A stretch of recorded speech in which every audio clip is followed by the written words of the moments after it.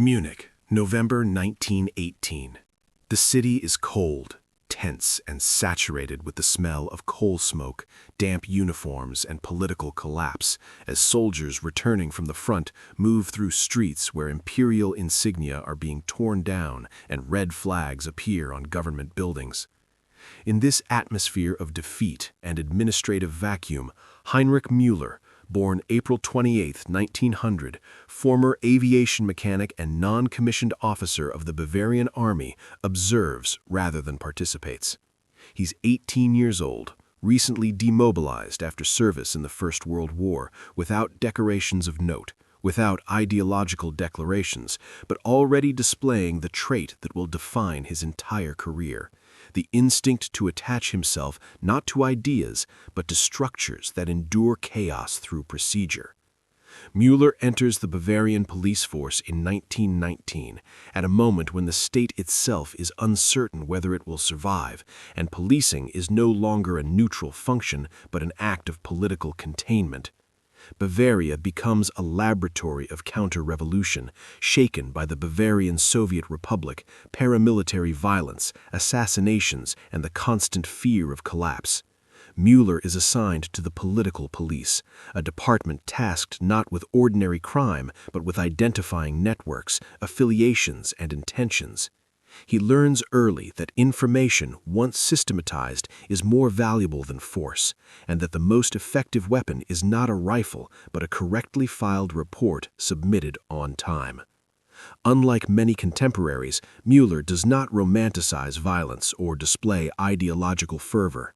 Colleagues later note his obsession with documentation, interrogation transcripts, cross-referencing names, and tracking personal histories.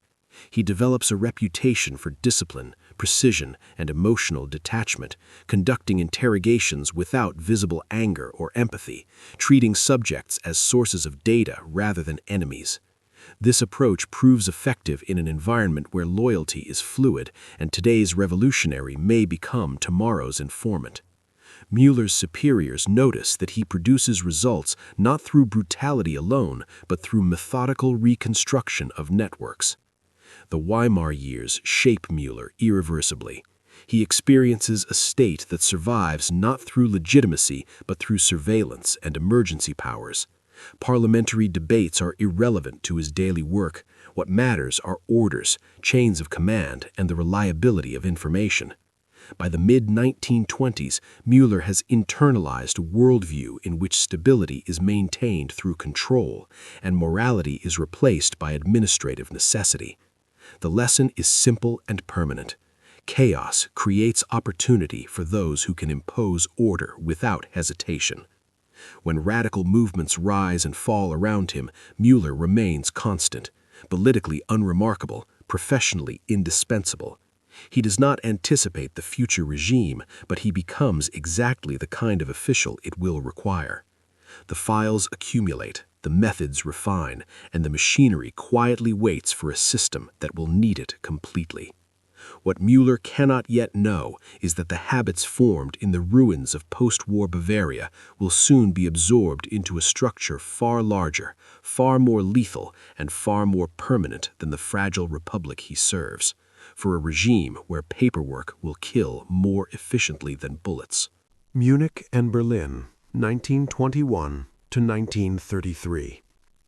Germany exists in a state of suspended instability, outwardly constitutional yet inwardly governed by emergency decrees, informant networks, and political surveillance. And within this environment, Heinrich Müller advances quietly through the ranks of the Bavarian political police, later integrated into interstate security cooperation.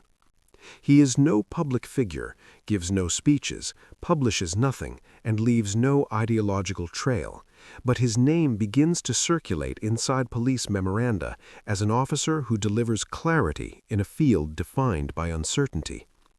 His work revolves around monitoring communist cells, nationalist militias, separatist groups, and political extremists of every stripe, not as enemies in a moral sense, but as variables to be mapped, categorized, and neutralized through procedural means.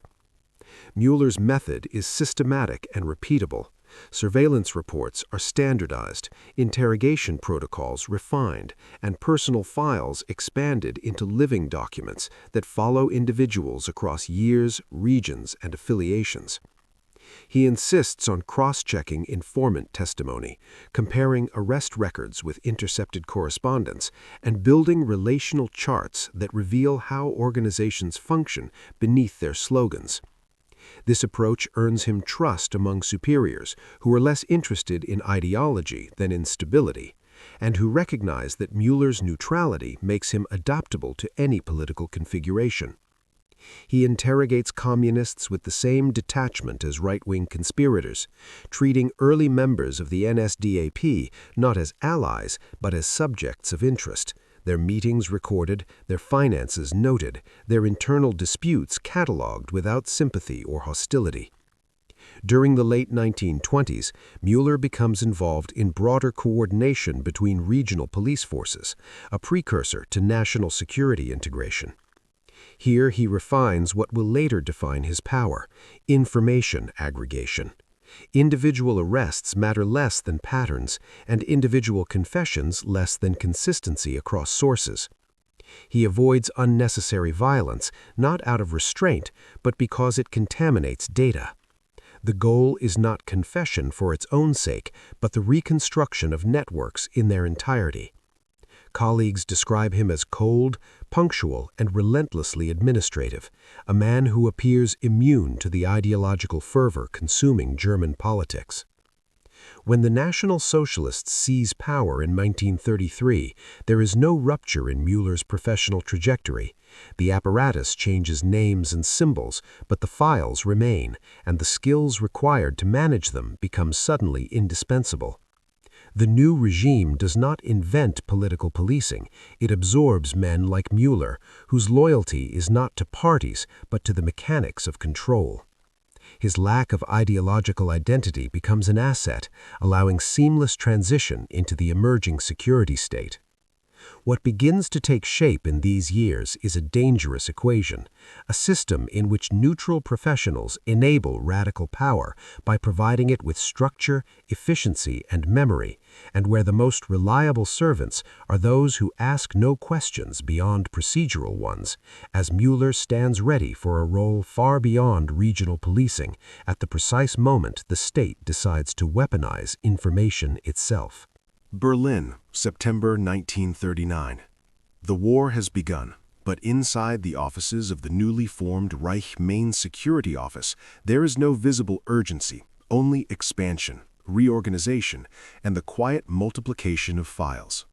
Heinrich Müller, now appointed head of Amt IV, the Gestapo, assumes his position without ceremony, inheriting not a single institution, but a system of overlapping competencies, regional offices, informant networks, and reporting chains that stretch from provincial police stations to occupied territories. His office becomes a clearinghouse through which information flows upward and orders flow downward, transformed into arrests, interrogations, and disappearances. Müller's daily work is administrative rather than strategic. He does not design ideology and rarely issues broad directives. Instead, he ensures that reports arrive on time, that investigations are synchronized, and that no department operates outside centralized oversight. He reviews summaries from occupied Poland, France, and later the Soviet territories, not as narratives of violence, but as datasets requiring consistency. Deviations are corrected, redundancies eliminated, and failures documented. In this system, terror functions not as chaos, but as regulated procedure. His relationship with superiors reflects this role. With Reinhard Heydrich, Müller maintains strictly professional dynamic, acting as executor rather than advisor, translating policy into operational reality. Heydrich provides direction, Müller ensures implementation. With Heinrich Himmler, the interaction is even more distant, mediated through paperwork and formal briefings. Müller understands that power lies not in proximity to leadership, but in controlling what leadership knows and when it knows it. After Heydrich's death in 1942, the appointment of Ernst Kaltenbrunner does not alter Müller's position. Ministers come and go, the flow of information remains constant. Within Amt IV, Müller centralizes authority by standardizing processes across the Reich and occupied Europe.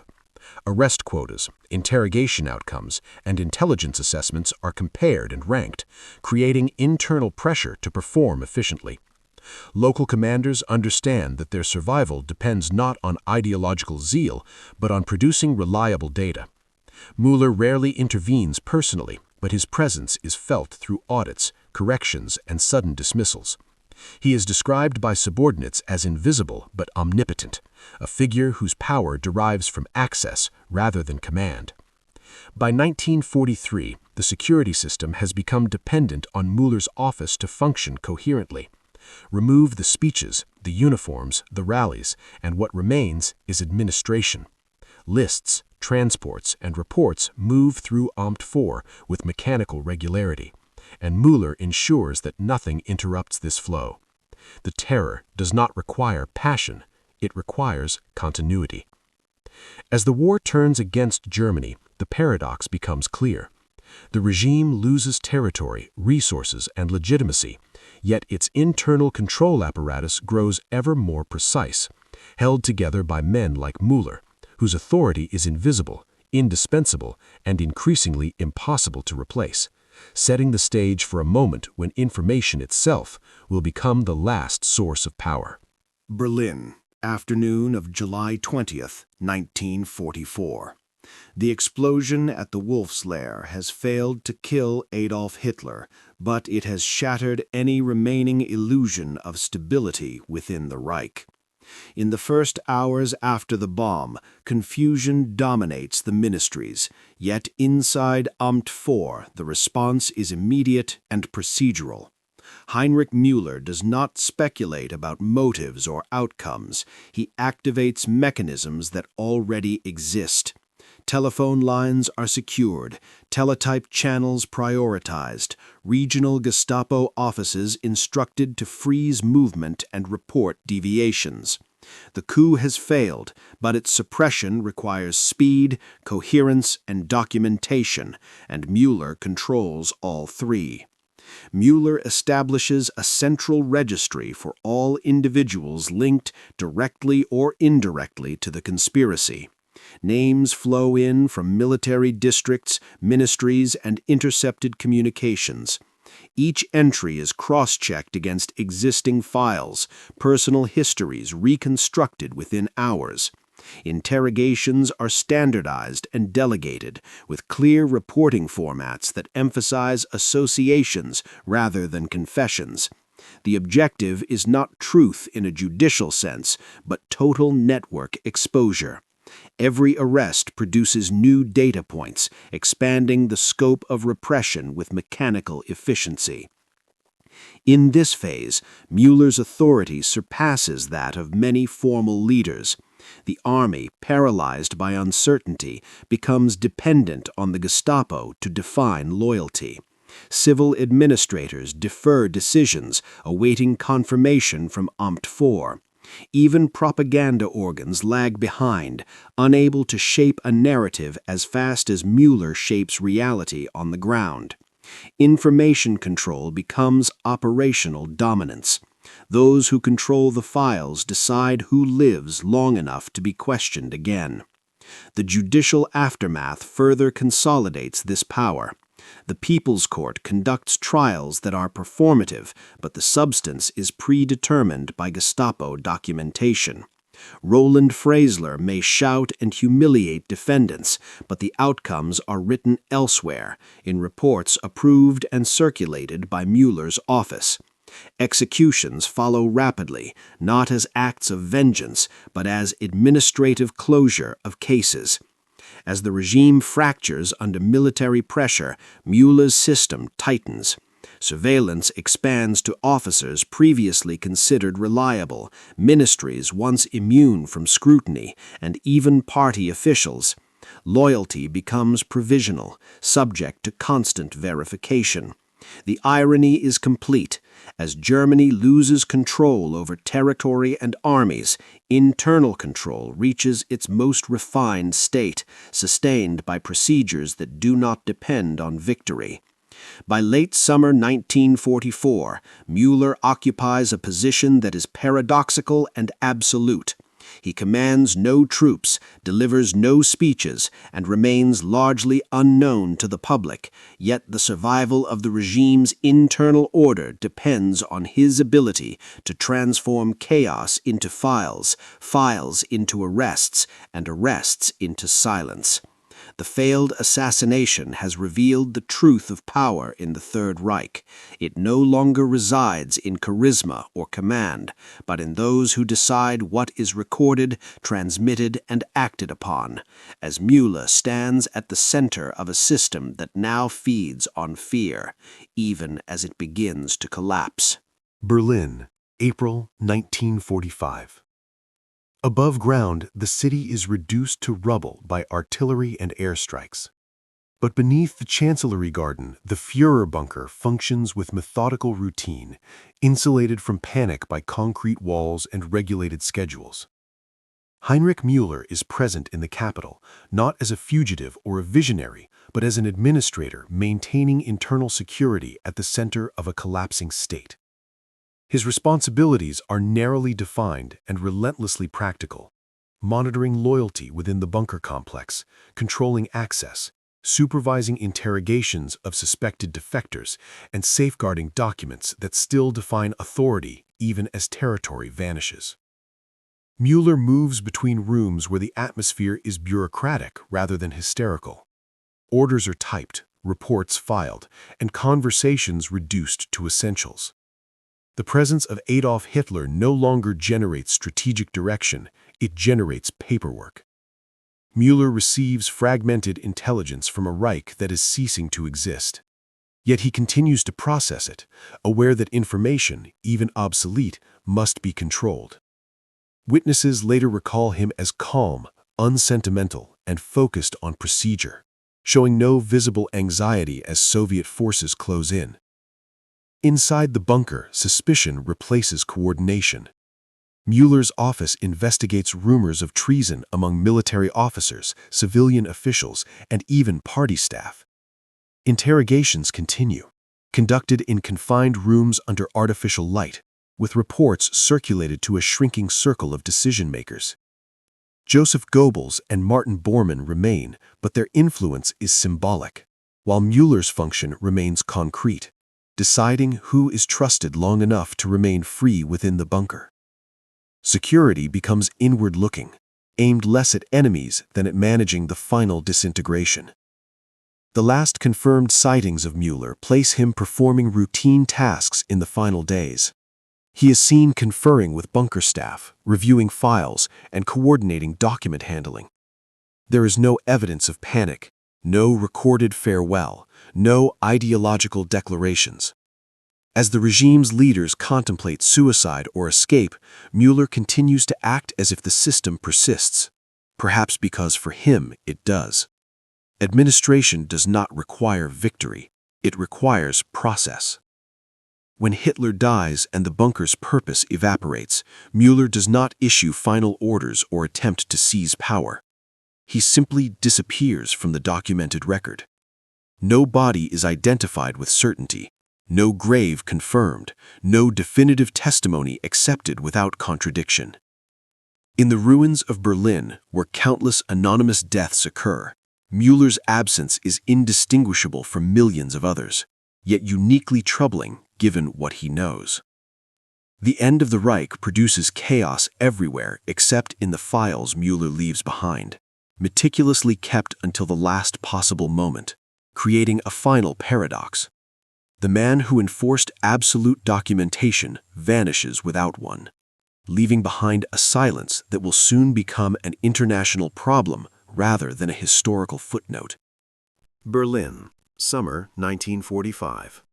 The war has ended, but for Allied intelligence services, the conflict has merely changed form. Among the priority targets listed by American, British, and Soviet investigators is Heinrich Müller, former head of Amt IV of the RSHA, a man whose absence is immediately conspicuous. Unlike many senior figures of the collapsed regime, Müller has left behind no confirmed corpse, no reliable eyewitness account of death, and no verifiable escape route. The city is a field of ruins filled with unrecorded deaths, yet for a figure so deeply embedded in documentation, the lack of documentation becomes itself an anomaly. Initial assumptions favor death. Reports circulate that Müller was killed during the final fighting in Berlin, possibly near the Reich Chancellery, possibly during an attempted breakout. Several bodies are tentatively identified, later disproven. Graves are opened, reclassified, and closed again. None withstand scrutiny. The problem is structural.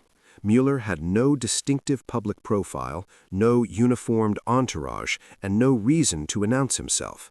He could die anonymously, and the system he built would be incapable of recording it once it ceased to function.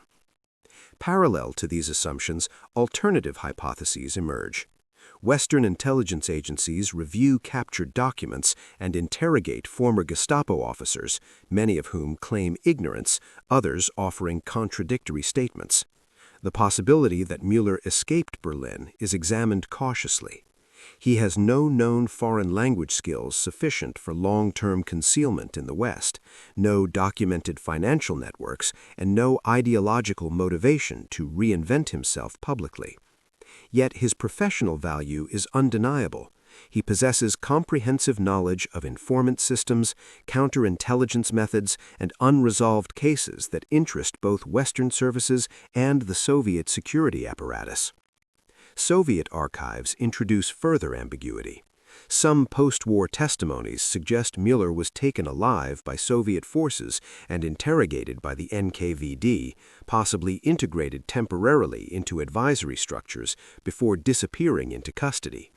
No conclusive documentation has been released to confirm this, and later Russian disclosures remain silent on the matter. Western agencies, including early structures that would later form the CIA, periodically revisit the case, reopening files through the 1950s and beyond, each time reaching the same conclusion: absence of proof, persistence of doubt. What becomes increasingly clear is that Müller's disappearance is not an accident of chaos, but a logical outcome of his role. He lived within systems designed to erase individuals through process, and when those systems collapsed, they erased him as well. Unlike ideological leaders, he left no manifesto, no followers, no symbolic legacy. His power was transactional, existing only within functioning bureaucracy. Once the bureaucracy dissolved, so did the man. The unresolved fate of Heinrich Müller endures not because of mystery alone, but because it exposes an uncomfortable truth about modern power. The most dangerous figures are not always those remembered by history, but those who operate between files, decisions, and routines, leaving behind perfectly ordered archives and no final record of themselves.